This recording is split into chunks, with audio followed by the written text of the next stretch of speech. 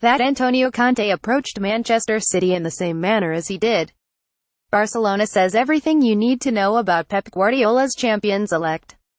Reigning Premier League champions Chelsea turned up at the Etihad with a false number 9 and false hope too. Eden Hazard, arguably the closest rival to Kevin De Bruyne as the finest player operating on these shores, must have wondered what it would be like to wear a lighter shade of blue. If Guardiola gets his way, that could well happen in the summer.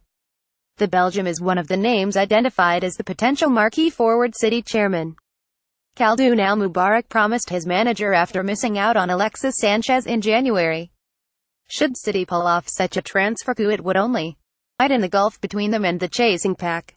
At the Etihad on Sunday came confirmation of the seismic shift between last year's champions and this. A 1-0 win represents a 40-point swing between the clubs since Chelsea lifted the title last May. But that only tells part of the story.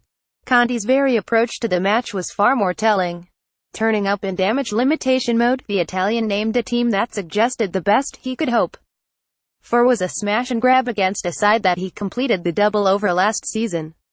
It was the same tactical approach to Chelsea's Champions League last 16 first leg tie against Barcelona last month. Hazard cut a frustrated figure for Chelsea. Conte pulled off a 1-1 scoreline against the Catalan giants. He never looked likely to do the same here. Guardiola had described him as a tactical genius beforehand, but this was a good old-fashioned case of parking of the bus. For half an hour Chelsea barely got out of their own half. Even when going behind to Bernardo Silva's strike straight after half-time, the visitors were happy to sit with 10 men behind the ball, as if keeping the score down was more achievable than pulling one back. Pep Guardiola has found his answer to Ryan Giggs. A penny for the thoughts of Alvaro Morata and Olivier Giroud, the best part of £80 million worth of strikers, left on the bench at the start. It would be more intriguing still to delve into the mind of Hazard, starved of service or company as Chelsea's furthest man forward until Giroud was summoned in the last 15 minutes. He has options and he knows it.